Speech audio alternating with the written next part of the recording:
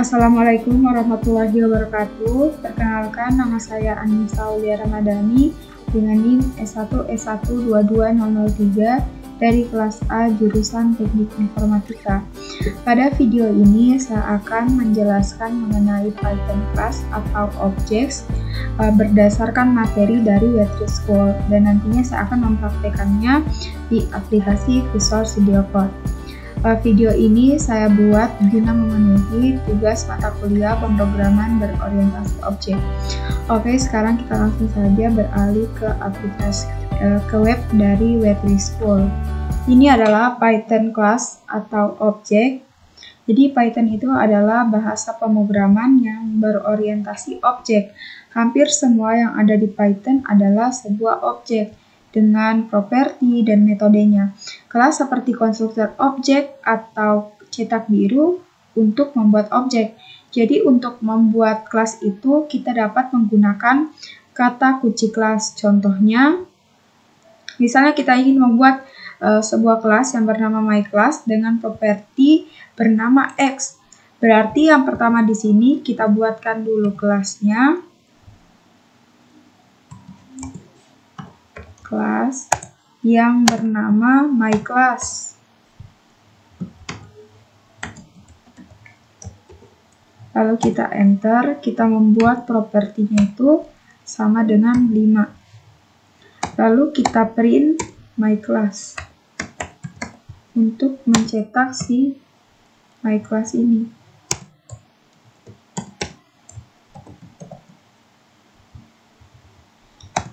Lalu kita run, maka di sini yang akan tercetak itu adalah kelas myClass. Pertama itu kelasnya dulu, kemudian mainnya ini dari utamanya, yaitu yang bernama myClass.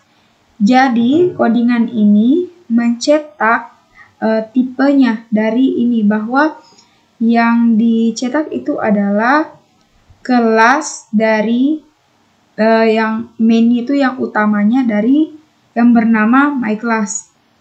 Oke, lanjut.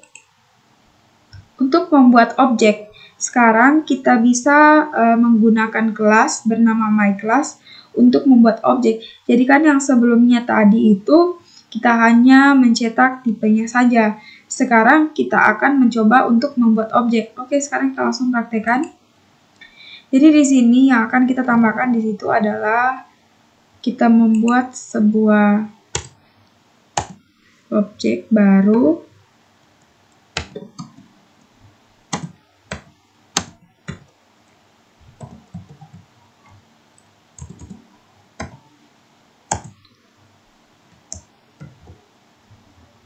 Kemudian di sini kita print.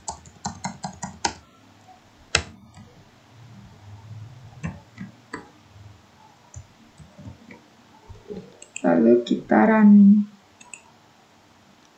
Nah, di sini akan mencetak yaitu adalah 5. Jadi, pertama kita membuat sebuah kelas yang bernama myClass. Lalu kita membuat sebuah kelasnya, yaitu X sama dengan 5. Kemudian di sini kita membuat sebuah objek, yaitu P1 sama dengan myClass. Kemudian kita print P1 dikali X. P1 kan itu kelasnya. Kemudian dikali X, berarti hasilnya itu 5. Sekarang kita lanjut lagi. Fungsi init. Jadi contoh yang sebelumnya itu kelas dan objek itu dalam bentuk yang paling sederhana dan biasanya tidak terlalu digunakan dalam aplikasi kehidupan nyata ataupun dalam penulisan coding, itu jarang dipakai. Jadi untuk memahami arti kelas, kita harus memahami fungsi bawaannya yang bernama init. Semua kelas itu memiliki fungsi yang disebut init, yang selalu dijalankan saat kelas dimulai. Dalam menggunakan fungsi init ini, kita untuk menetapkan nilai pada properti objek atau operasi lain, misalnya yang perlu dilakukan saat objek dibuat. Contohnya di sini, misalnya kita ingin membuat kelas yang bernama person kita menggunakan sebuah fungsi yang bernama init untuk menetapkan nilai, nama, dan usia. Oke, kita langsung saja praktekkan. Pertama di sini kita ganti kelasnya itu adalah person. Lalu kita membuat sebuah fungsi yaitu def init yang menerima 3 parameter, yaitu ada self, namanya, name, dan age.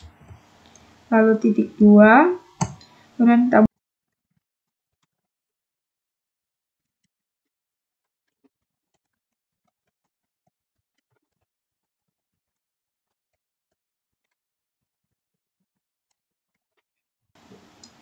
baik, dari codingan ini, yang pertama itu kita membuatkan itu sebuah kelas yang bernama person. Kemudian di sini ada sebuah fungsi def init yang berisi 3 parameter, ada self, name, dan age. Kemudian di sini dia itu mencetak sebuah parameter yang bernama self name itu sama dengan name, self age sama dengan age. Kemudian di sini adalah sebuah variabelnya yang bernama P1 person. Nantinya ini di sini kan dimasukkan Anissa 18. Kemudian print P1.name. Berarti personnya itu yang akan dicetak yang pertama itu Anissa. Kemudian baris kedua P1.get. Berarti yang kedua itu adalah 18. Maka yang akan tercetak adalah pada baris pertama Anissa dan yang kedua adalah 18. Sekarang kita lanjut lagi. Fungsi string. Jadi fungsi atau str ini dia yang mengontrol apa yang harus dikembalikan ketika objek kelas itu direpresentasikan sebagai string. Nantinya itu jika fungsi str tidak disetel, representasi string objek akan dikembalikan. Misalnya contoh dari representasi string suatu objek tanpa fungsi str, dia di sini berarti yang kita hapuskan di sini kita ganti saja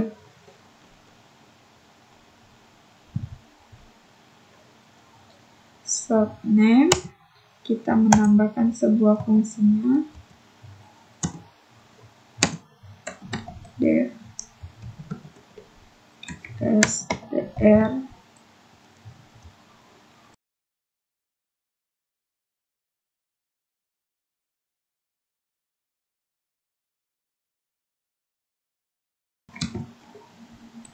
lalu kita run. Jadi di sini itu kita itu membuat sebuah kelas yang bernama person. Kemudian di sini ada sebuah fungsi yang bernama init yang menerima 3 parameter, ada self, name, dan age. Nah, self name yang pertama ini sebuah variabel yang akan menerima sebuah parameter nama. Kemudian yang kedua itu age, variabel age, dia akan menerima sebuah parameter yang bernama age. Kemudian ini adalah fungsi yang kedua, yaitu def str, yang akan mengembalikan nilai dari fungsi self.name, self.age. Kemudian di sini ada sebuah variabel P1 person yang ada 2 diisikan, yaitu Anissa dan 18. Kemudian dia akan mencetak print P1. Jadi main person add object add, dan ini adalah nomornya. Ini adalah representasi objek kelas person yang mencakup informasi. Main person object ini adalah objek dari kelas yang bernama person di dalam modul utama main. Nah, objeknya itu disimpan, berarti disimpan dalam memori ini nama memorinya. Di sini adalah tempat objek disimpan dalam Python. Jadi ketika kita mencetak objek P1, kita dapat melihat output ini yang akan menggambarkan objek ini secara default. Sekarang kita lanjut lagi. Pada metode objek. Objek juga ini bisa berisi metode. Metode dalam objek adalah fungsi yang dimiliki objek tersebut. Contohnya kita ingin buat metode di dalam kelas persen. Berarti kita tuliskan def init self 3 parameter. Lalu di sini kita print. Di sini yang kita akan tambahkan adalah p1.myfunc.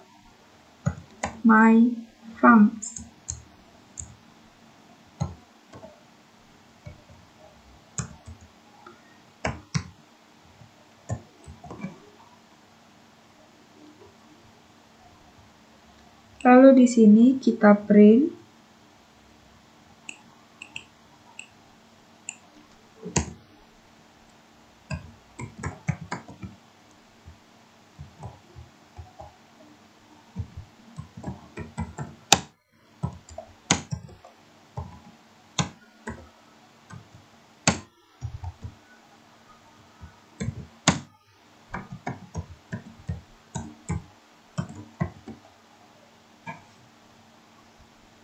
lalu kita jalankan.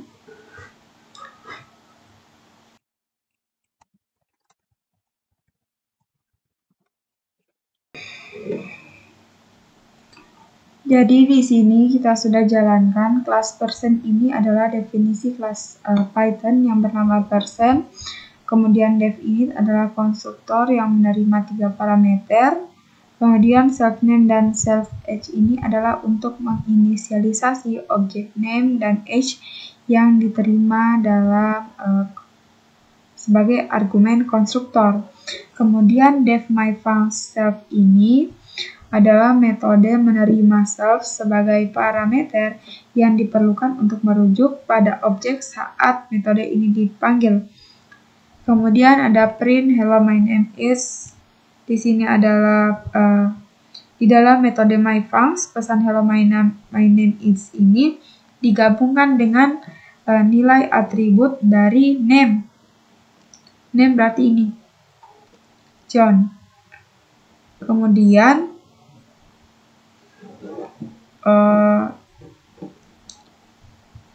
nanti akan dicetak dengan memberikan nilai John untuk atribut name dan 36 untuk atribut age.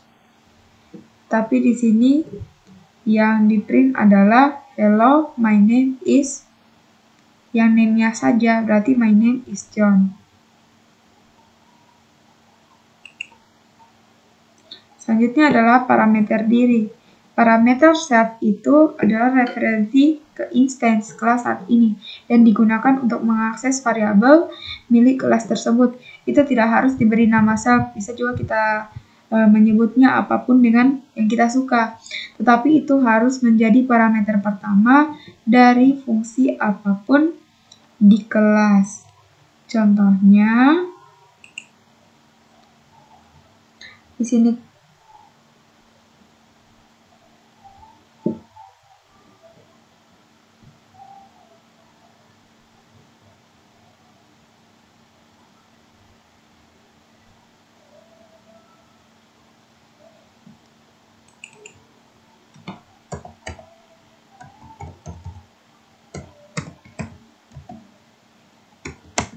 jadi di sini itu bebas ya, kita mau ingin menamakan objeknya itu apa.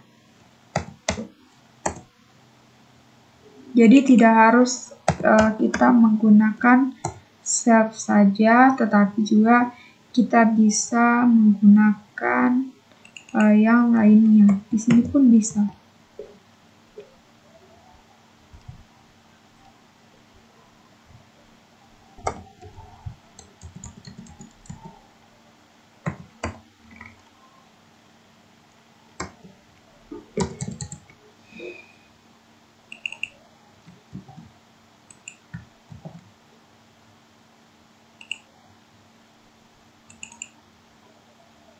Akan tetapi, walaupun di sini sudah kita jalankan, dia ini tetap tidak bisa, tetap dia itu harus self.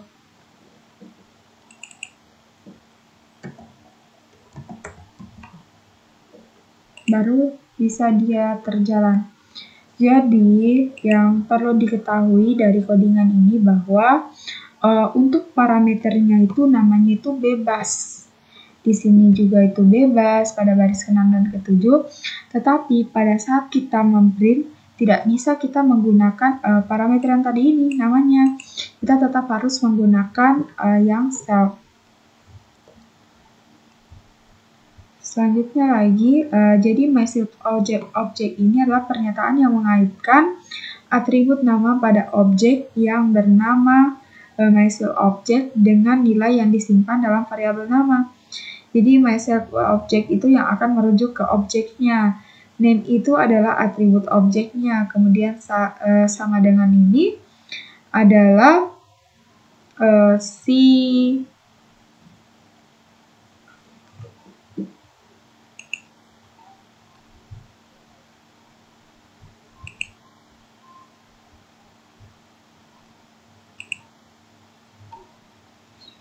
selanjutnya adalah ubah properti objek. Misalnya, kita ingin menetapkan usia P1 itu menjadi 40.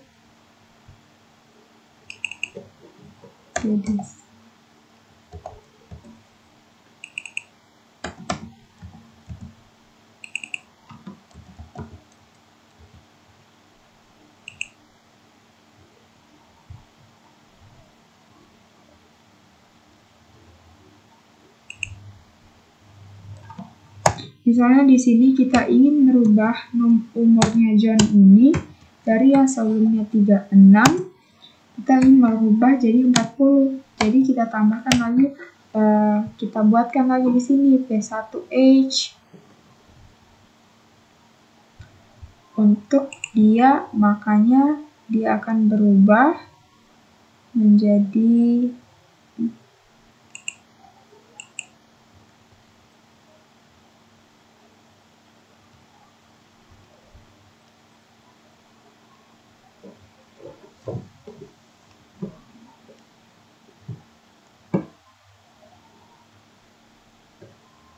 Nah, di sini saya lupa memprint.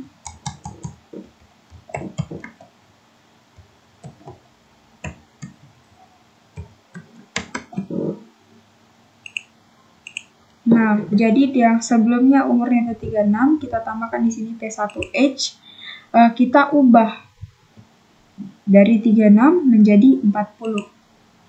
Selanjutnya juga, kalau kita ingin hapus properti objek, berarti itu kita menggunakan del untuk kata kuncinya.